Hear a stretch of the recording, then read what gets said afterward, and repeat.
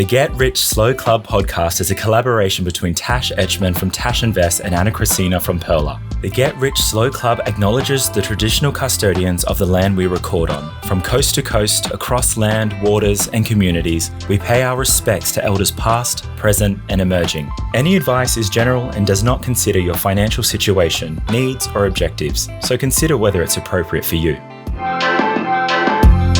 Welcome to the Get Rich Slow Club podcast, where we take you from beginner to confident investor, where we can teach you everything you need to know about investing. So come get rich slow with us. Welcome everyone. This week we are talking about what you should do before you start investing, including paying off high interest debt, having an emergency fund, setting goals, and figuring out how much you can invest. But before we get started, we always kick it off with our weekly money win or loss. Tash, you want to start? Yes. Last week I said that I was going to automate my credit card, but I unfortunately did not automate my credit card. I just completely forgot about it. I know that I often procrastinate things when I don't know exactly what the next steps are. So I've decided today I will look it up and do it properly, and I will have it done for the next episode. That's what I've decided. That's okay. No one's judging you. Yes. No, but I said I would. I hate saying I would do things and not doing them. So I will do the thing this time. But I did also get my notification that my ATO balance is officially at 0. So that's very fun and exciting. Woo, win.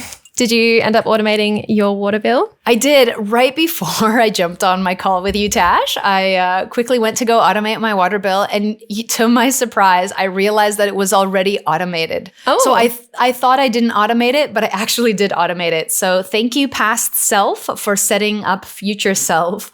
Now I don't have to worry about that water bill. Yeah, it's a good reminder to have a friend who can keep you accountable for stuff like this. Tell people you'll do the things, and then you'll feel bad when you don't, or you'll do them. Yeah, I'm not judging you for your I'm just credit judging card. myself. Yeah. But I do love that, having an accountability buddy. So I appreciate that we can keep ourselves accountable. Yeah. So let's get started. This episode, we're going to talk about 4 main areas you should look at before investing. And the first is paying off high interest debt, also known as credit card debt or car loans or personal loans or consumer debt. They are all usually high interest debt. And the average interest rate for credit card debt is 19.94%, and a personal loan is 10.02%, which is really high. That's very high. Let's say you have a $100 debt. In 10 years, the interest would be $623. After 20 years, it would be $5,121. In 30 years, it'd be just over $37,000. And in 40 years, it'd be $272,464. That's insane. So that $100 debt goes from $600 to $5,000 to $37,000 to $272,000 just from you not paying it off. Mm-hmm. It's insane. Wow. And that amount is compounded monthly at 19.94% annually. That's all in that $100 debt. Crazy. Australians have accrued a whopping $17.73 billion on credit card debt in March 2023. That is huge. My credit card interest rate is actually around 21%, so higher than the example we just gave.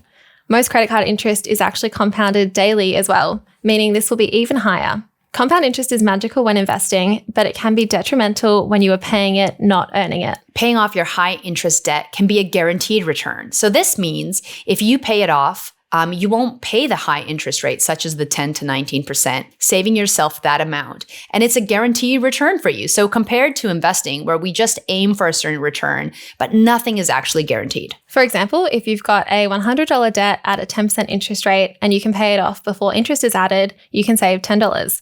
If you invest this $100, you may make 7% in a year, but you also might lose 20% because the stock market is so volatile. And with investing income, you also need to consider the tax you will pay on your earnings. Tash, when you say high interest debt, does this include mortgages? Not all debts are equal. Some debts, like personal loans, which is sometimes also referred to as consumer debts, are different to mortgages. This is because often personal loans are for depreciating assets, which are things that go down in value. Whereas mortgage debt is a debt on an asset that is appreciating, which means it usually goes up in value over time. A holiday to Greece 3 years ago isn't making you any money, whereas a mortgage is hopefully going to help you grow your wealth or give you a place to live in. This is why some people are paying off their mortgage instead of investing while interest rates are higher. With something like a mortgage at 6%, it's a harder decision to decide whether to invest or pay it off because the S&P 500 has averaged 7.33% over the last 20 years. The S&P 500 is one of the main benchmarks when it comes to investing. It is the top 500 companies in the US. But the higher the interest debt, it makes it a clear winner what will be more beneficial. You can look at your HEX Help debt in a similar way to a mortgage in terms of the math, but there are a few more considerations with HEX. HEX Help is just Australia's student loan system. This year, HEX is indexed at 7.1%, which is a higher interest rate than most mortgages and savings accounts at the moment. But there are other special considerations with HEX. You only have to make compulsory repayments when your income is above $48,000, and you can't get your repayments back if something goes wrong. As of March 2023, the credit default risk of Australian consumers has risen over 8% this year. This is due to increases in interest rates, rising costs of consumer goods, and higher rental prices. Do you have any debt, Tash? Yes and no. Yes. I have a credit card that I pay off each month, so I never pay interest on that. So I guess it's kind of a debt while it's there, but I don't really think of it as a debt too much. But I also have my fixed rate mortgage, so I just pay the minimum on that every week.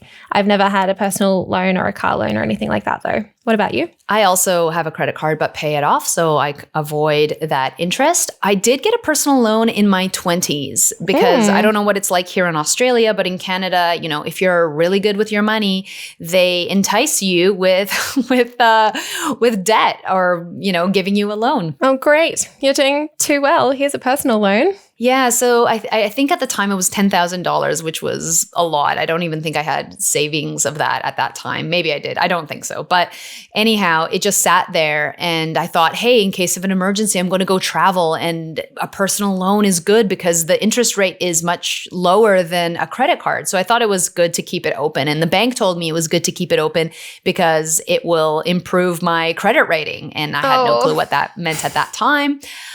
So we just sat there and I think I casually mentioned it to my mom because I think we've talked about this. We're both avid travelers. I was going to go on a trip and I said, hey, in case I need to dip into, you know, my loan, I'll use my personal loan. And my mother was like, what?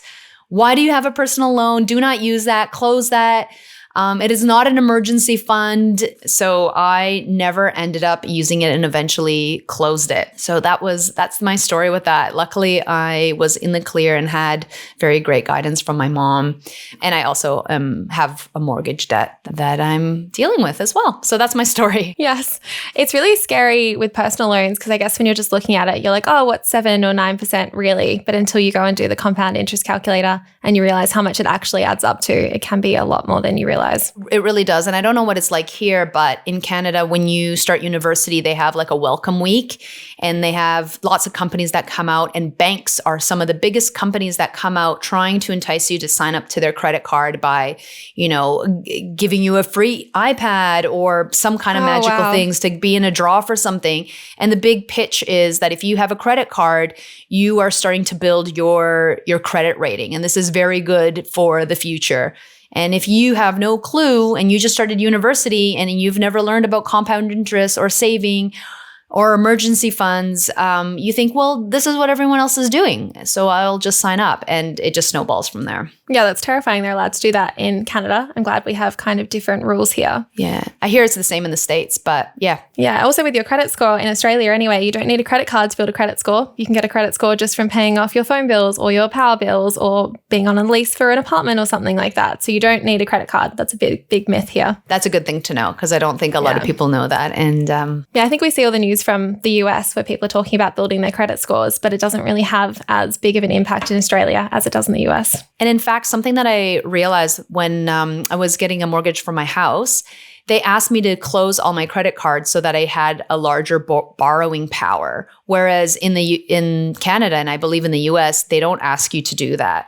So just a slightly different system here in Australia, which is good to know. Yeah, and with our credit scores as well, like you have a good credit score or you have a terrible credit score, but you don't get different interest rates depending on your credit score. But I know in the US, you need a really good credit score to get really good interest rates, which is absolutely terrifying, but luckily a different system in Australia. So what's the next thing we need to consider? The next thing is saving an emergency fund. An emergency fund is exactly that, a fund for emergencies. It's an amount of money that you have saved for an emergency, such as loss of job, car repairs, or if your roof caves in. This is crucial to have before starting to invest, since it's ensuring you have backup money in case anything happens. With investing, the markets can fluctuate, and you don't ever want to be in a situation where you need to sell your investments in order to get out of an emergency. Not only that, but there are tax implications when you sell your investments. So ensuring that you have all of the information before making that decision can be really helpful. You only actually lose money investing when you sell your investments when the market is down. So avoiding this is the key to making money with long-term investing. So, how much do you need in an emergency fund? A general rule of thumb is having 3 to 6 months of living expenses. But there are a few things you should consider which might change that amount, such as, do you have dependents? Do you have a property that may need an emergency repair? Is your job secure, and how long would it take you to find a new one? Do you have other income that can help you get through this emergency? Are you going on parental leave or planning to have kids? Is your family interstate or overseas and you need to consider flight costs? And do you have insurance? A uni student, for example, living at home with minimal bills will need a very different emergency fund compared to a single income household with children who have family living overseas. Surely you have an emergency fund, Anna? Yeah, I'm all of that. I'm a single income household with children and have family overseas.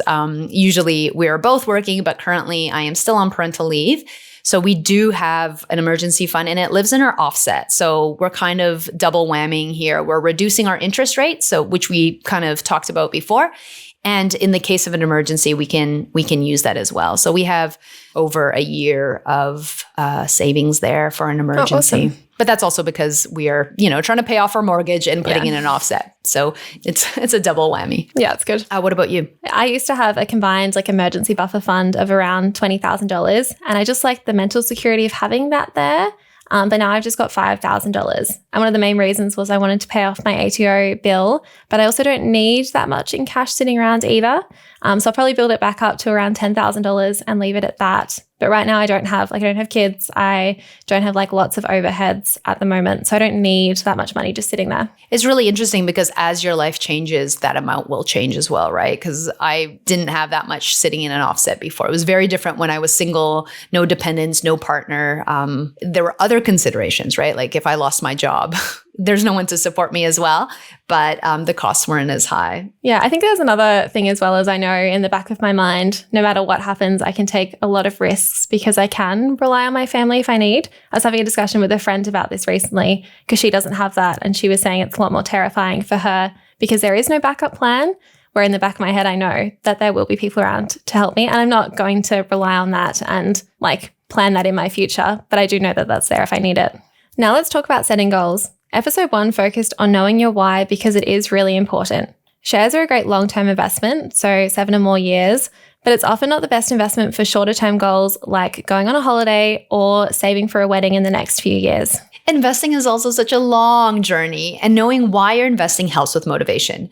Investing itself may not be as motivating as investing for something like financial freedom, so that you can be work optional at 35 or can leave a toxic environment or just have the freedom to choose your future goals. Or let's say you want to buy a house and you need to save $50,000 in 5 years for a deposit. Breaking this down into actionable steps makes it a lot easier than endlessly saving or investing forever. Go back to episode 2 to learn more about the different types of investments and what each might be suitable for. So now we're going to talk about the 4th step, which is figuring out how much you can invest. How much you can invest really comes down to understanding your cash flow. This is important to know before you start investing because you want to know how much you can invest each week, month, or year, and knowing that will determine which platform is best for you to use. This will also help you know how much money you can invest at a time, as you don't want to overinvest and not have enough money for your expenses. You can do this by tracking your spending and knowing where your money goes. Or you can also create a budget and allocate money for expenses and investing. The goal is to know how much money you can put aside for investing. It's important to be realistic and not restrictive. Investing is a long-term game and you don't want to set yourself up for failure. So personal finance is like diet and exercise. You need to build healthy, long-term, sustainable habits. Remember that long-term investing allows for you to ride out any market volatility, so it's advisable that any money used for investing is 7+ years, as Tash mentioned. Hence, any money you invest shouldn't be, accessed for any short-term goals or emergencies. We got some responses from the Get Rich Slow Club Instagram when we asked our community what other things they did before they started investing. So one of them was pay off consumer debt, including buy now, pay later. So paying off high interest debt is important before investing, as we mentioned at the start of the episode. But buy now, pay later, like Afterpay, is an interesting one because there technically is no interest. I know some people use Afterpay to make the most of their money, but I think it can be a slippery slope for most. Having good money habits is really important before starting to invest, so it's a good idea to get out of the habit of using any tool like Afterpay or a credit card if you don't actually have the money to pay it off instantly. Have you ever used a buy now, pay later product? I used Afterpay once because I got 30% off by having an Afterpay account. So I used it, got the 30% off, and then closed it down instantly. But other than that, no. Have you? It's so tempting. No, I haven't, but I always see the price seems so little when it's 4 payments of such and such. Their marketing is very good. And, I hate their marketing. No, I hate buy now, pay later so much, how they market to people. So I could never use it properly just out of principle because I hate on them so much. But sometimes when they've got a sale, I'm like, ooh, that got me in, I guess. Yeah. At my old job, we talked about the ethics of including buy now, pay later products or credit cards and what that means. But ultimately, if you increase sales by having some of this stuff, you realize why companies use these products on their platform. So it's just a thing that I think about from that tech perspective, like if you want to acquire more customers, making it as easy as possible makes sense. But then if you are the consumer, you need to be really aware of these products because they can get you into a lot of trouble if you're not paying them off all the time. Definitely. So the second community response we got was write down your intentions. And this goes back to knowing your why. Knowing what your intentions are when it comes to investing and what your goals are will help you be successful, as this is a long-term habit you are trying to build. The third response was to do lots of research. Research is great as it will make you feel more comfortable about the risk of investing. However, there is a thing called analysis paralysis, and you also need to learn by doing. So doing research, such as listening to our first 10 episodes, but then actually starting is crucial. So we're basically at the end of this episode, but before we end, we always try to have some actions of the week. The first one, if you haven't started investing yet, get started on these 4 steps. Pay off high interest debt, have an emergency fund, set goals, and figure out how much you can invest. And the second action of the week is if you are already investing, then send this episode to a friend to help them out on their journey. And my action of the week, I'm going to automate my credit card payments. I'm going to actually do that one. Oh, good. Yeah, because you don't want to accidentally slip up, forget, and then not pay. Yeah, and then end up with a huge interest rate. Yeah, because the first time that happened to me, I felt so devastated because I forgot because I didn't automate it. And I was like, no, I've been so good. So it is, I'm gonna ask you next week if you automated that. So. I have to do it now. Awesome. All right, well, thanks everyone. Bye. Thanks so much for joining us. If you found this episode helpful, please rate us 5 stars, write a review, or share with a friend. If you're new to investing, make sure to listen to our first 10 episodes. Follow us at Get Rich Slow Club or Tash at Tash Invests or me at Ana Kresina. This show was brought to you by Natasha Etschmann, who is an authorized representative 1299881 of Guideway Financial Services, AFSL 420367, and Perla, who is an authorized representative 1281540 of Sanlam Private Wealth, AFSL 337927.